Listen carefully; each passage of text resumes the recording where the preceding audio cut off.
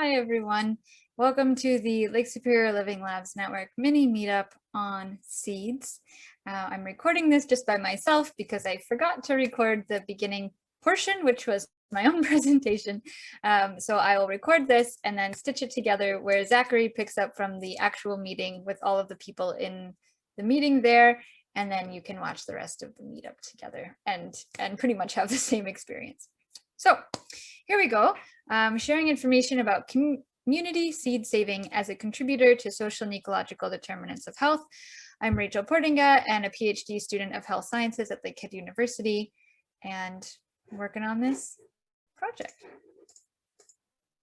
So we're just going to go through a very brief background, methods, and participant demographics, and then get into the 3 preliminary themes that are coming out of this work. So just a little bit of background. This work is started before I was involved as an existing collaboration between Roots to Harvest, Superior Seed Producers, Lakehead University Agriculture Research Station, Lake Superior Living Labs Network, and the Sustainable Food Systems Lab. And those folks had been collaborating to do seed trials of spinach and carrots, radicchio, and peppers, growing them in the north, different varieties, measuring characteristics and seeing what grew best here. And then I was able to join into this collaboration through a research internship that I had to complete for the PhD program and was able to be hosted by Roots to Harvest for that internship.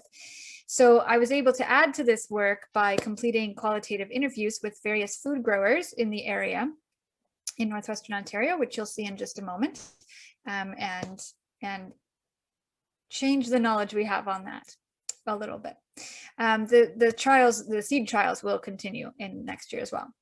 Just a little bit of my positionality in relation to this work. I'm a settler woman here in Canada on a visa because I'm from the United States.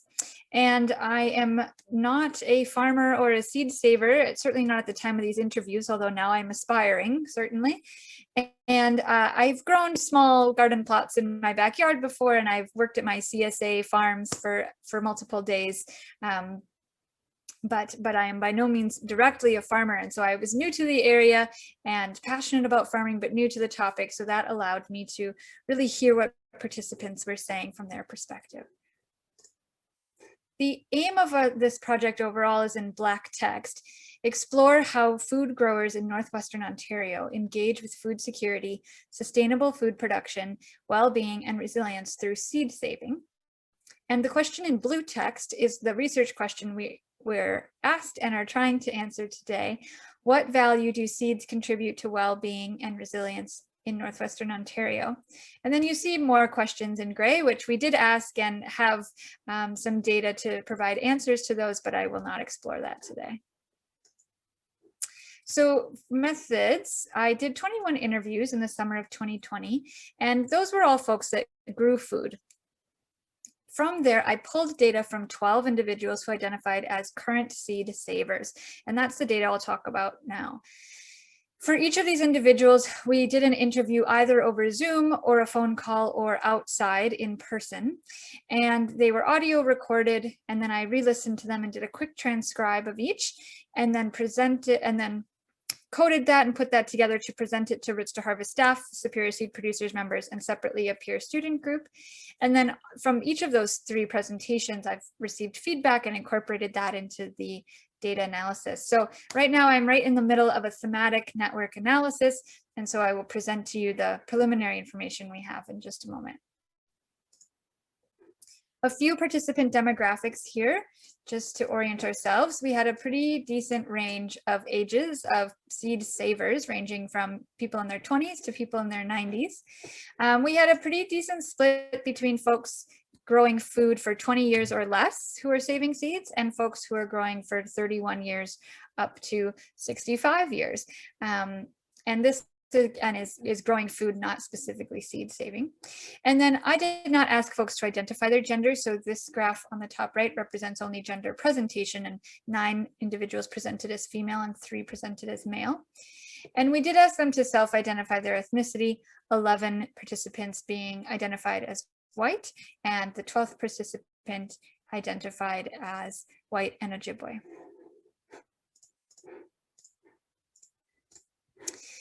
In terms of location, we see this map shows all of the participants, and then the black circles are highlighting where the seed savers, those 12 seed savers, were living, which is why the 3s are a little trickier to read because they're superimposed over another number. So we see a pretty decent split between folks saving seeds both in town, quote unquote, in Thunder Bay and in the surrounding areas.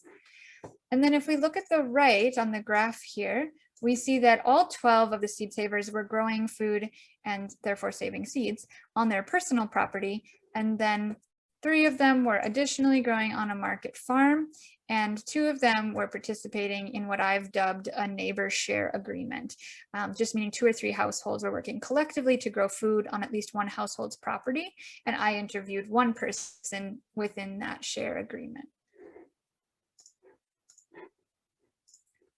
So I know you are all dying to know what the results are, just like this little friend. So we'll dive into our preliminary results.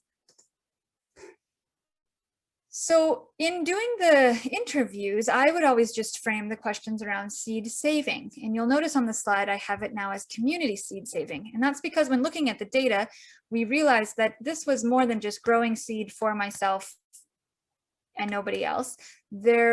People were saving seed as part of a greater community. And so we've, it can be adjusted, but the current definition we're working with for community seed saving refers to the collective knowledge and skills used to collect, conserve, exchange, propagate, and advocate for regionally adapted seeds as the foundation of an equitable and sustainable food system. So you'll see that community seed saving concept being used in the next slides. So 3 global themes that came out is that community seed saving supports physical well-being, supports mental and spiritual well-being, and also supports community and ecosystem well-being. So I have a slide to explore each of those 3 now. So the ways that community seed saving supports physical well-being was mostly into 2 sub-themes.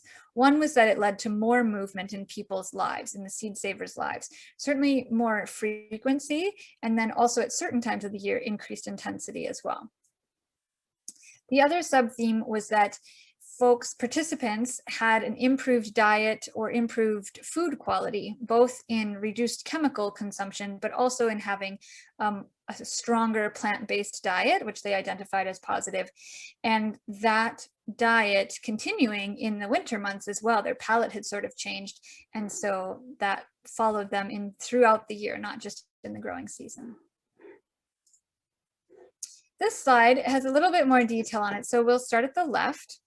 We're looking at community seed saving supporting mental and spiritual well-being here through 8 major mechanisms or sub-themes. Right now is where we're at. So the first is that community seed saving was therapeutic.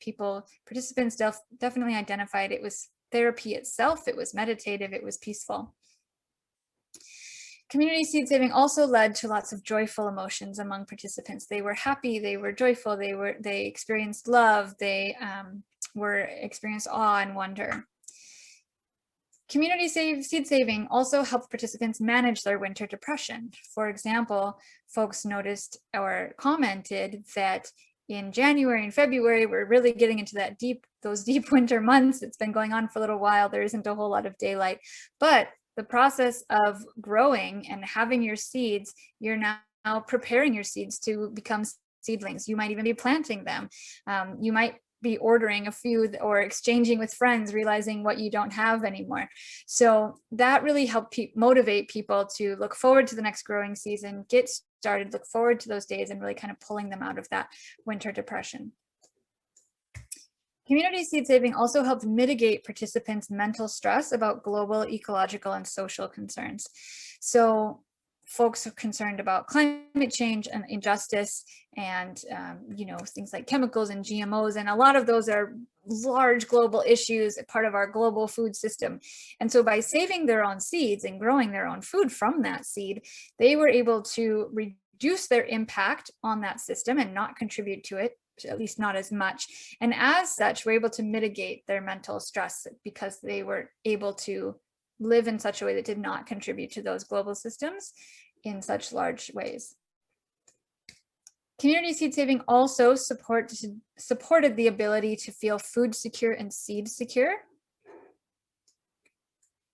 Community seed saving promoted self-reliance and empowerment among participants, often naming it as such, but also promoting their sense of fulfillment. They were very proud and of the work that they had done and felt a sense of satisfaction and accomplishment. And then also community seed saving provided opportunities for creativity. It provided opportunities for overcoming challenges, problem solving, which folks identified as useful to their mental health. They looked forward to those challenges and trying to overcome them. Also, our third global theme was that community seed saving supports community and ecosystem well-being. And so we'll start at the top here with our 4 sub-themes. The community seed saving act itself, that activity, reduces participants' ecological footprints and therefore contributing to ecosystem well-being. Moving left, community seed saving increased participants' connection to the land and really made them feel connected to both the human and more than human communities that they are a part of. And we could certainly argue this contributes, right? This interacts with their spiritual and mental well-being as well. Community seed saving built and strengthened participants' human communities and human networks. There was sharing of food, sharing of seeds, sharing of transplants, sharing of knowledge. There's lots of sharing interactions and strengthening those networks and communities that folks had with one another in the present day. And then also community seed saving allows for intergenerational knowledge sharing, role modeling, and connection.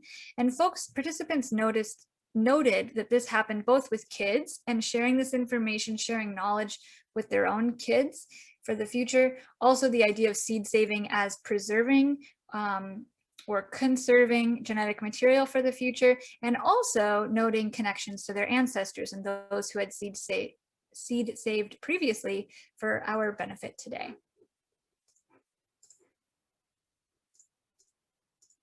So where do we go next?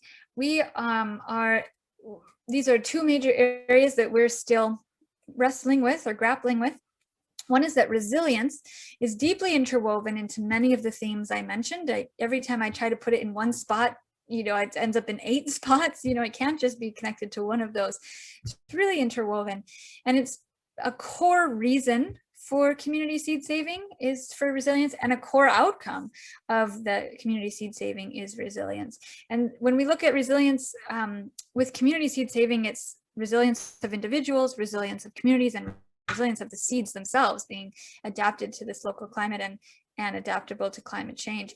So that's really deeply interwoven, and figuring out how best to frame and think about that is a question we're currently working on. And then the other area right now is the social and ecological determinants of health. And so they are interwoven into the previous themes, but I hadn't named them. And so trying to connect with that just a little bit more and flesh out where we're seeing those connections. I'd like to say a big thank you to Charles and Lindsay, who are my advisors and are continuing to help with this project at every step of the way. Kim, Jana, and all the Roots to Harvest staff who were very supportive and necessary for this project to take place, and their support was very meaningful and useful. And also the Superior Seed Producers members who are, leading the way with our local seed saving initiatives here in Thunder Bay and providing inspiration, and all of the participants who completed interviews with me for giving their time and energy and sharing space with me to learn about this. Thank you.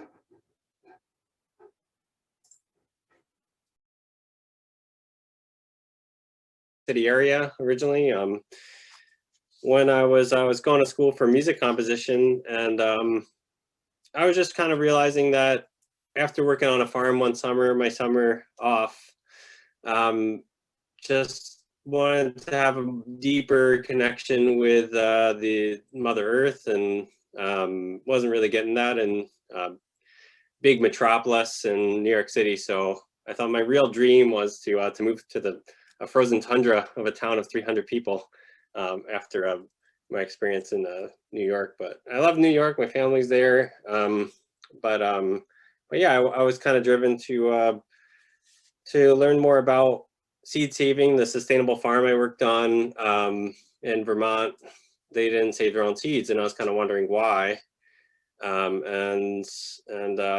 Also I was kind of curious about wild plants and why they're different from cultivated plants, and that kind of led me to the masses of plant breeding that I eventually got. So I ended up in White Land Recovery Project in 2012, about 8 years ago. Worked with Winona Duke in the Indigenous Farming Conference in White Earth. Helped out with the Upper Midwest Indigenous Seed Keepers Network and kind of help with the organization of that project. And I'll get to that a little bit more later on, what we're up to with rematriating the seeds. But yeah, I was just really felt even more like this is a direction of where I want to go after going there, and went to a week-long seed school where I learned everything seeds. That was done by Native Seed Search, and was even more interested. And we were working with organic potato trials in White Earth, and this was with the University of Wisconsin. But yeah, just the magic of seeds and seed saving is just really inspiring to me.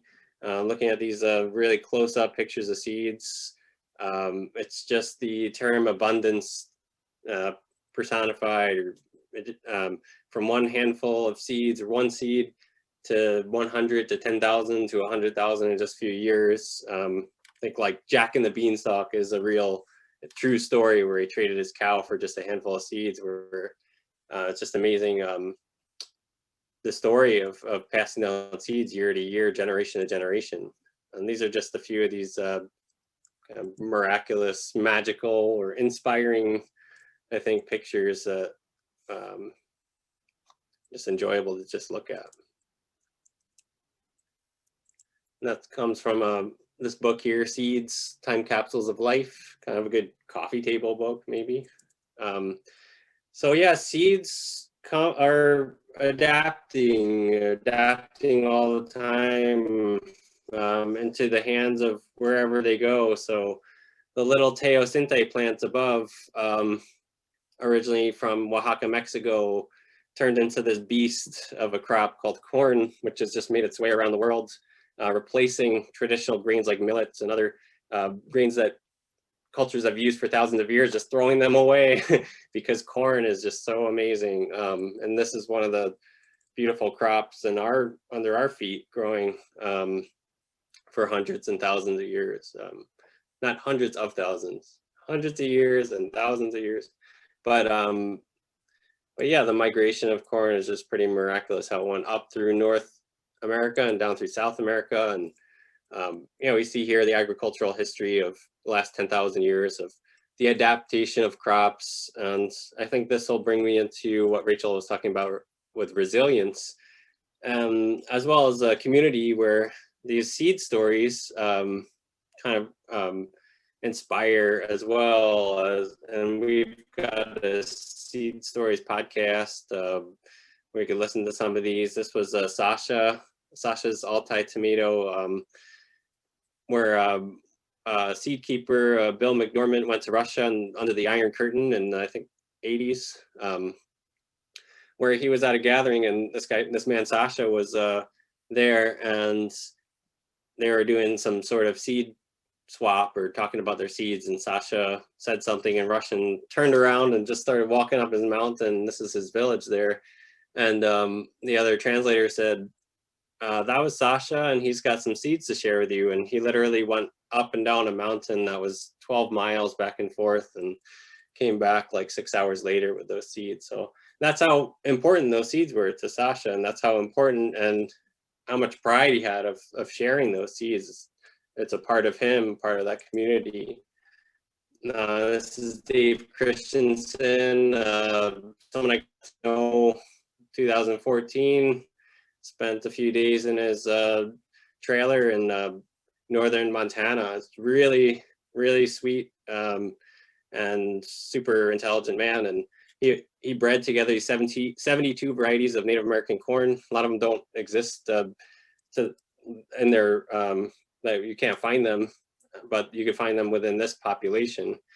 And he was invited, one of the few Americans that was invited to North Korea to help grow this corn that's resilient in their climate. So northern Montana is very mountainous and sandy and harsh and cold and short season. So if you could get something to thrive there, then you could pretty much get it to thrive almost anywhere. So, but other climates that are similar, like the mountains of North Korea and the mountains of Argentina, where there's starving people, Dave was invited to go and share thousands of pounds of the seed there. This is a Caroline Chartrand, another story. We sell this early scarlet horn carrot through North Circle Seeds, and this was one of the seeds that were used by the indigenous community, the Métis. They're up and down this Red River Valley here, is French mixed with the indigenous peoples here, and they had their own particular culture of jigging and dancing and Red River wagons. And she's Métis, and she was looking at the old seeds that they would grow, and she can find them in the seed catalogs. And actually, she found them at Seed Savers Exchange. There's a few handful of people that had these early scarlet horn carrots, and she got a few seeds. This was 2003. Not this picture. This picture is when we grew them out in 2014, but the last she grew them was 2003, and then she didn't grow them for a while, and now we're reviving them again with a bunch of people. So carrot, and this story is something of resilience, and here's us at over in Duluth area. David could tell me which farm it's I forget. Bianca Say, is it Bianca's? Yeah. So that's the carrot seed there. So it kind of just makes its rounds, and carrot's a really good one for that word resilience, or this story in particular, because they're kind of hard to grow. You could easily lose that seed if it didn't germinate well. It's hard to germinate, hard to grow. It's a biennial. You got to save the carrots and then plant those carrots out in the spring. The seeds come the second year, and then you got to dry them down and clean them, make sure they're stored right. Caroline had some growers up in Winnipeg that stored them in kind of like a moist area, and germination went downhill. So having a bunch of people growing out these rare and important varieties and collaborating on their stories and swapping their seeds back and forth, this is the way. That's the way that resilience is formed, and also this kind of attachment to the seed in a way. You're bringing something else into your community that's beyond just your relationship with the other person. It's the food, it's the seeds, and you can share this and share the responsibility of feeding each other and in action. So this is a magnificent popcorn. This is one that I grew and bred. It's my girlfriend Meg. So kind of just, this was a surprise. It was pinky popcorn with an interesting, another kind of popcorn from the USDA Grin Seed Bank. And that's all public access seed. And growing those together created these beautiful colors. So just in a few years, kind of named this variety as a new variety. And I'm just gonna jump ahead to the open source seed initiative, where you can see that logo at the top. And what they are is their initiative to be the antidote, let's just say, for anti-patents, where if you put a variety, if you're a seed breeder, organic seed breeder, you could put it through this process where you're creating a new variety, just like I did with that popcorn. And that variety is actually registered variety now with the open source seed initiative. And what they do is they say that nobody can restrict the genetics from anybody else. So you can save the seed, it's not a hybrid. And all these other seed companies are creating interesting new varieties that they're pledging, and it's a law-abiding contract pledge. You can see on the back of our seed packet here, we've got a pledge that's similar, but the popcorn is really pledged. And if you see that symbol, Teresa uses it, and name escapes me right now. Prairie Road Organic Seed, they have got a bunch of pledge varieties. So just going back to the seed industry structure, and just wave me when I'm getting close to maybe 1 minute warning. I don't know how close we are, but so yeah, Bayer is kind of the new monster. They're the new Monsanto, and just seeing how much they really own in terms of seed sales, which is well over 60% for 4 companies. That would, in the US, that would be a monopoly. It would be illegal, but in the world, there's no regulatory agency, so this happens, and there's a huge monopoly over our seed system. So this is kind of the antidote, right? Where there's just these regionalized seed companies or seed sheds or seed co-ops, what David's doing out in Finland. Like, this is like what is important, and this is what's necessary to kind of go against that tide of the seeds being owned by these mega corporations, businesses. And this is what happens when those businesses grow. And you could follow the line down. So if we take lettuce, 497 varieties in 1903 to 80 years later, where there's only 36. So this is part of that resilience. So if we have those 36 and we're working with a bunch of people to restore those and grow them out, not only for keeping that diversity of varieties, which is important for different diseases and adapting to different parts of our country and regions and microregions, but and flavor and all that, but it's also important that we also have fun and do those kinds of breeding projects. And when things do cross-pollinate, that's also a good thing too. And just looking at organic farming, we became organic last year. We're already doing everything organic, so it's just about the money at that point, and I suppose the time to fill out all that paperwork. But thought might as well, because we always get the question, like, are we organic? And I don't want to say yes, but we're not certified, so it's just easier to just say, yeah, we're organic. But you can see every one of these documents, the 2017 Census of Ag, these are all public. You can find them all, and they're all going like this, that curve. They're all going up. So organic, the consumer demand for organic is just going up and up and up. So to hold that standard to our own regionalized organic or small scale organic, I think is important, and keep those standards for whether a farm is organic or not. Just thinking of the ecosystem as an important part of the system, which is essential to organic. Here's a North Circle farm. It's me and some corn. We got some squash, and what's the funny looking plant in front of the squash is kale that's going into storage. Those are the stecklings, and then the next year, this year, we're gonna grow out those plants and they'll become seeds.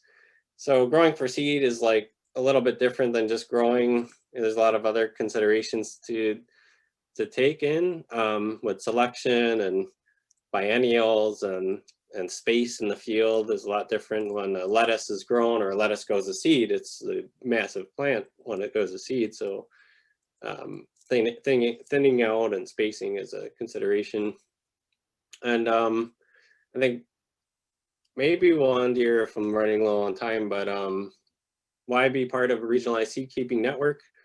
So like Rachel was saying, increase resiliency of our local seed systems, regionalizing specific crops that we're interested in. It's kind of cool to see a lot of people interested in the same crops. It's fun to talk about the story of growing them and how they work for different people, like this butternut that we grow. That seems to work really well in Minnesota. That came from a Minnesota grower, and yeah, increase seed plant food diversity. Yeah, it's profitable. So at least with North Circle Seeds, I'm able to, it's not like tons of money, but it's like another enterprise. Like, you're going to the farmer's market and you might make, If it's a good week, maybe you'll make $500 at the farmer's market, maybe more if you're a big producer. But yeah, some of these, if you're going for seed, some of these, if you get enough seed, like a pound of eggplant seed might be $300. But say you grow 3 or 4 of those, and then you're up to $1,000. So, and as we get bigger, we'll have an increase in seed amount, and then be able to supply even more funding.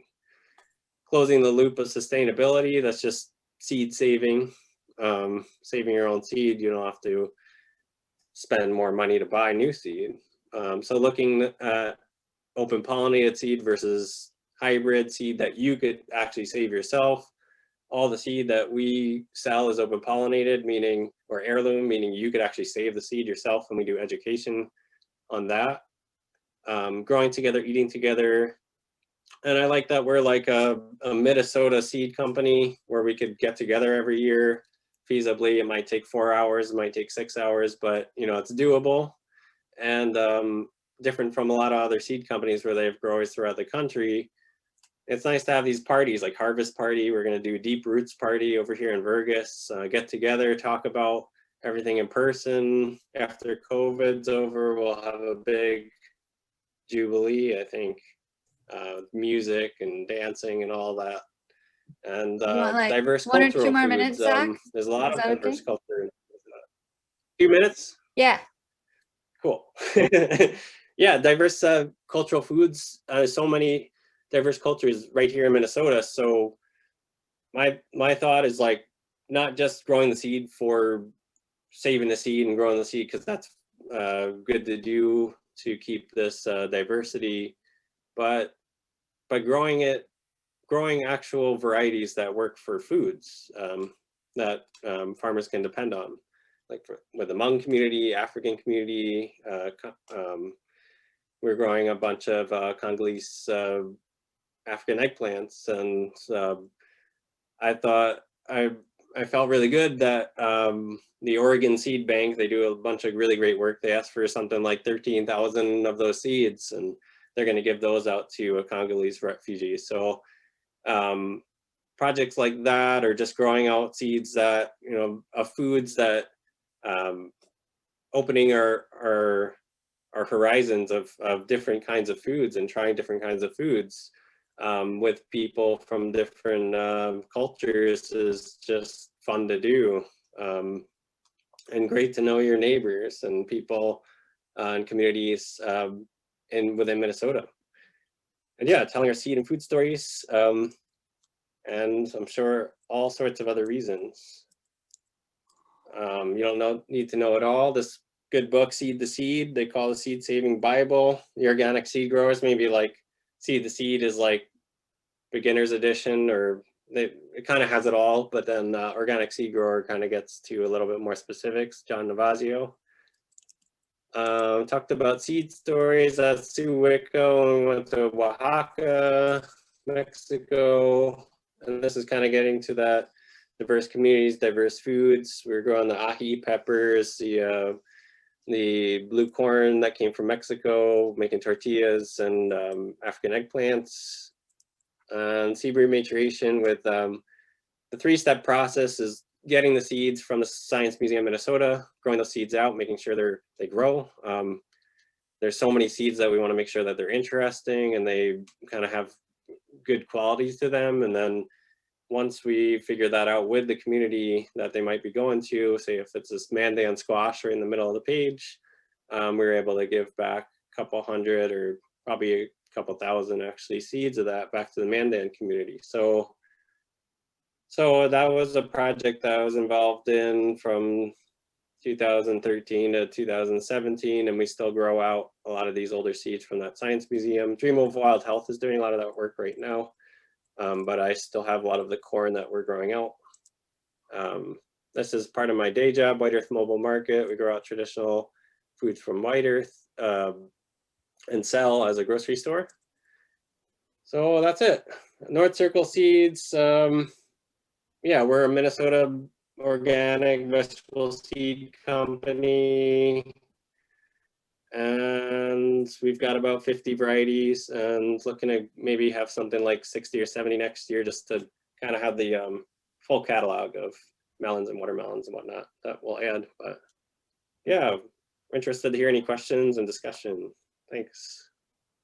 Thanks, Zachary. That was awesome. Love all the work you're doing. Thanks so much. Yeah, hold on to your questions, folks. You can put them in the chat now or just keep them in your mind.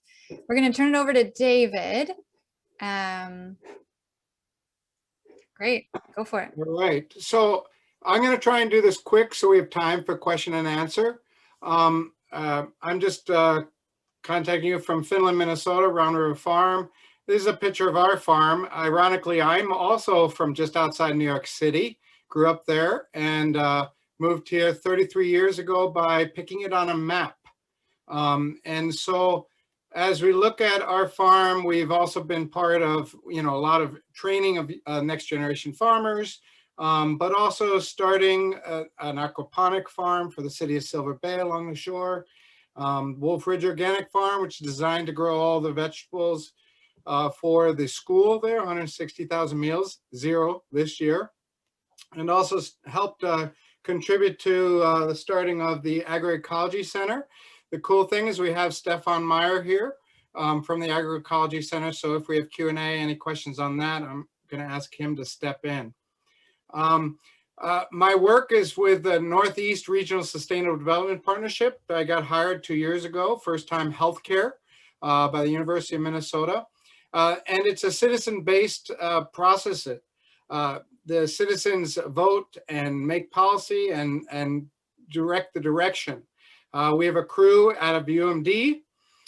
We also focus on 4 areas: agriculture, resilient communities, natural resources, and clean energy.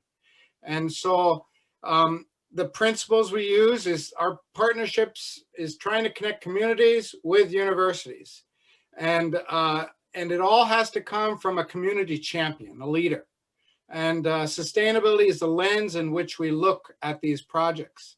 We're in the process of gathering ideas. We had almost 30 project ideas come to our region. We're down to 22 for full proposals. And we don't give a lot of money, but we give some money, but hopefully a lot of connections and a lot of value by connecting with the university.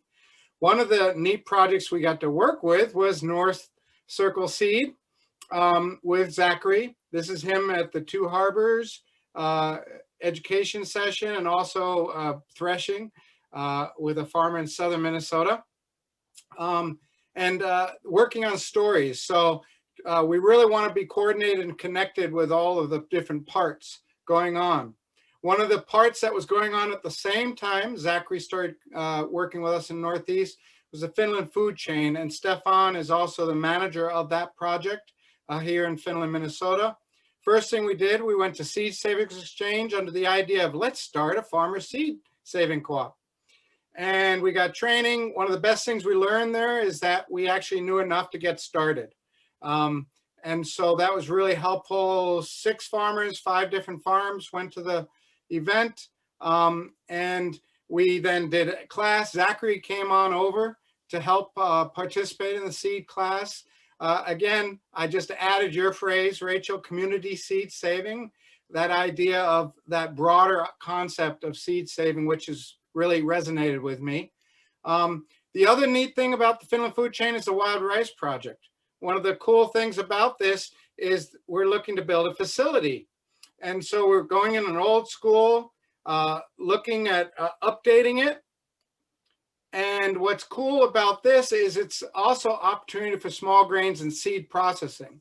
So this will enable us. In fact, I'm growing many more crops now this year for seed saving because I'm hoping this should be ready by August 1st. So some of the same equipment that will be used in wild ricing, we can adapt and use for seed saving. And this would offset the wild rice season with other grains. So we're growing 5 different barleys, and Stefan's growing some barleys, and so we're doing some testing on that. On Round River Farm, and I'm almost done, we're expanding now, going to be growing more and more in our plots for seed saving. This is an example of last year's lettuce, and then being able to grow a lot more lettuce than you need, but then selecting for the right quality to type and timing. So we don't gather the seed from the first ones that go to bolt because we don't want to encourage early bolting, but we don't gather seeds from the last one. We gather them from the middle group and then make sure there's enough individuals to get that broad genetics. So this is as it goes further along to seed. Beans, mostly we're doing dried beans. Also solstice broccoli, which will be growing a lot more. We love this. It's not a best commercial variety because you plant it once and it'll pop a good head this 1 week, and then another week there'll be 3 different heads, and then a 4th week another head. And so it's a perfect garden crop because it gives you crops over time. And they were big, really big. So we're really looking forward to growing a bigger patch of this. We're going to grow a bigger patch of the delicata. That's from Zachary's line. So we saved seed from last year, and we're going to plant a lot more this year to try and get bigger bulks of these beautiful delicata that tasted really great and produced in our short season. You have to understand our season is as short as 33 days between frosts. Our latest frost was July 15th, and that same year we had a frost August 18th. Now, climate change, yeah, it might be different. A few years ago, we had August 23rd. It's just more radical and more crazy to manage all this. So I just wanted to give a real primer. Zach was the main theme, and Rachel gave some context, and I hope we can lead right into some great talks and subjects. Thanks, everyone. That was awesome. Also, we might have the best pictures. Like, there's something about finding pictures for seed presentations where you're like, oh, nothing here is terrible. Okay, awesome. We're open for questions. We've got, 14 minutes. So I'm happy for people to just unmute and ask, or feel free to put it in the chat. So I have a question. This is Randy for Zach. And just in terms, if I can sort of barge into the economics of this, has it been, or when do you expect it to become economically self-sustaining, given, these are the challenges of local and regional food systems to launch projects that go beyond our passions and our grants, right? And I'm curious how that is coming along for you, because you're doing such amazing work. Thanks. Yeah, I think my mindset is like exactly that, trying to make it the funding and kind of meet the need. And so I'm thinking of it in this business type of way, a small business type of way, or small enterprise business. So seeds is a good business model, because from one head of lettuce at the farmer's market or the store, how much would you get? I don't know, at most maybe $5 if it's beautiful and huge, or I don't know. I actually don't know the most you could get from it, but with seed, you could probably get 100,000 seeds or something like that, or something crazy. Maybe not 100,000, but a lot of seed from a head of lettuce. So the model within itself, selling seeds, is a doable thing if we're smart about it, and we could crack the code of like getting all these seeds cleaned and stored. That's the other thing, because one of my friends who has a small seed company was saying it's all about storing the seed, right? Because I could sell the seed for up to 5 years if it germinate. I mean, I germination test it every year, and I'm not going to sell seed like below a certain threshold that I'm not comfortable with, especially if it's something that's supposed to germ high. But some of the seed, like corn, corn will stay 99 to 97% germination for 2 or 3 years. So these are just some of the tricks of the trade to just be able to become profitable and sell a bunch of varieties. And then just from our experience, you know, last year, I think COVID helped seed companies across the board in a way. Probably helped small seed companies like ours even more because the bigger ones are selling out. So we've doubled our profits, more than that from last year. I think we're expecting that anyway because we have 30 more varieties this year. But I'm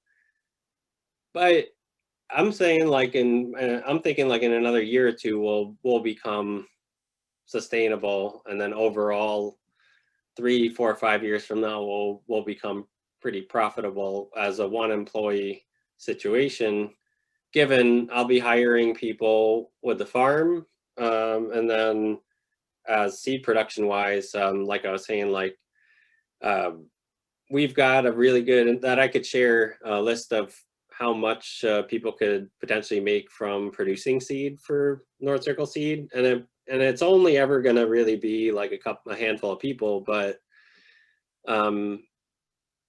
so I guess I'm just talking in the North Circle Seeds because that's what I know. But as a one full-time employee, I think maybe leading to a 2 full-time employee, and then a bunch of people supporting a bunch of people, either helping out or producing seed, with the estimation of, you know, thousands of dollars, not tens of thousands of dollars, but in the lower range of maybe something up to $10,000 out to producers in the next 3 to 10 years.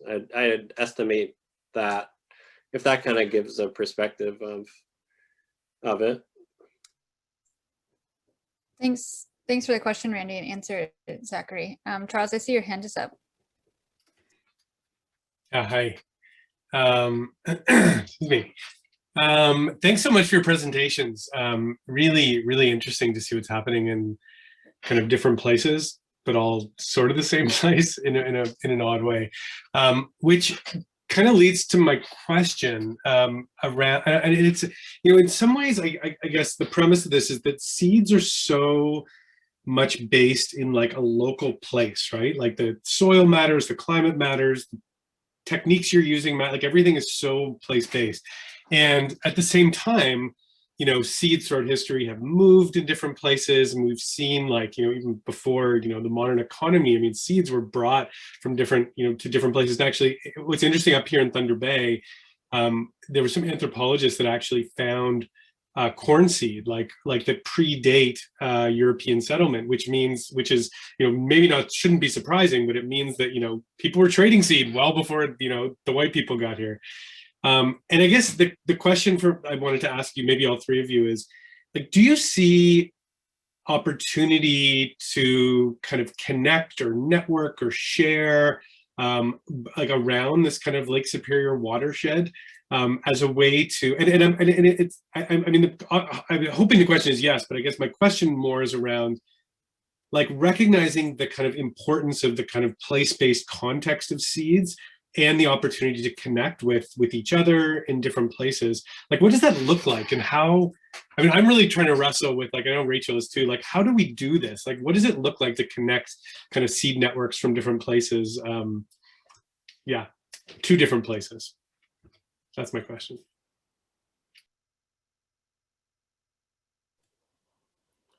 Well, I guess I'll start. I think that is the dream, right? Is to build a food system that's based on locality and relationships between. We have a challenge of a legal border that unfortunately separates us from, you know, here on the North Shore with the further North Shore up in Canada. But I think at least the people doing this are going in with that mind. Zachary, even though it's a for-profit company, he's got this whole community-based type approach that I think a combination of relationships and a grounding and an exchange between people to people with these incredible gems of seeds that create life, I think is essential. And I think we need to continue to build those systems and structures so that we can share resources, whether it's storage, whether it's processing equipment, those types of things. And so, yeah, so I think that's essential, and it should be a point of pride. And basically, ideally, we wouldn't need to buy any seed at all from anywhere outside our region. And that would be the ideal, where the people, again, control and own the seed source as we move forward. Zachary, go ahead. Yeah, I think you're from Canada, Charles. Yeah, I would say two things up front, like working with the Indigenous Farming Conference. This woman, inspiring seed keeper, Terry, I don't know if you know Terry Lynn Brandt from Mohawk. She's like really just like gung-ho with the J Treaty. She like just shows up at the border with seeds, and she's got a fighting spirit. So she's just gonna be like, I'm going over the border with these seeds, like try and stop me. And she usually gets her way, which is amazing. I would say something else too, and yeah, getting to know Terry Lynn and how she does it. She might have certain things that she cites from the J Treaty. In terms of sharing seed legally, it is a bit of a chore. It's not totally, I mean, it can be done, phytosanitary certificates on both ends and coordination and time. It's annoying with the time that it takes to get that all figured out, but it is doable. And then I would say like our project with the early scarlet horn carrot is that I suppose mailing seeds or not, getting them across without that certificate. But even if you did, Caroline was in Winnipeg, and Tiffany Travers is another grower, a Ojibwe grower in Winnipeg, and then I got the seeds. So it only really took like one mailing or transfer of the seeds. So once I had a bunch of seeds and they had a bunch of seeds, like they're growing it all in Canada, we're growing it all down here, and we're both creating these networks amongst ourselves. And then now all we have to do is talk about it. Because like we could continually share seed, which would be great for the population, but it's not really necessary. If that one transfer of seed gave enough seeds for the genetics of that variety to thrive, then it's all about creating that network in the US as well as the Canada. And then mainly what we're doing at that point is just sharing the stories and experiences of what we're up to, which is what happened with that carrot. So it's doable. And then I guess the other thing I would say is work on maybe like one project at a time, because like that carrot seed is just, it took a bunch of energy to like get it really to a point where like from a couple hundred seeds to a couple thousand seeds in the hands of 3 or 4 people in Canada and 3 or 4 people in the US. It took about 5 years to get to that point with just one variety. So maybe picking out a project or two of like a specific interesting variety of corn, like you're saying, and then just doing kind of like a concentrated project on getting those to the point where you're not just growing the seeds for seeds, but growing them in a food system as a goal. I actually have a slide, if I could share my screen just for Randy. So I got this from the Organic Seed Alliance. So just kind of as an idea, I could share this.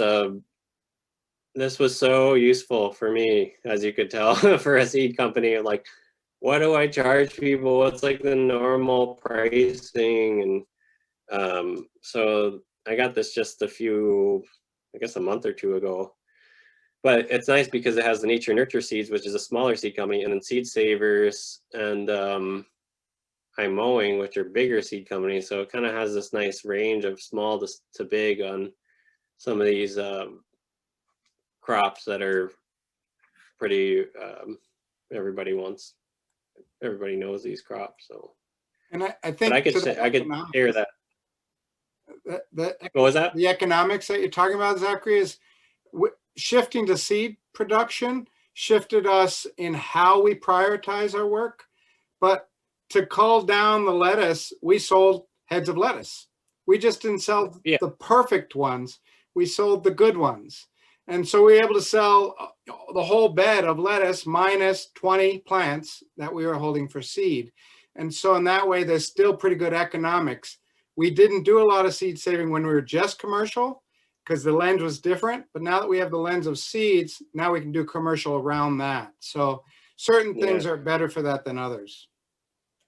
Yeah, exactly. Doing a little of both. And yeah, if you are selling market, like sell the market food and then the seed behind it. And you could say, hey, we got this seed too of this amazing. That's exactly what I do.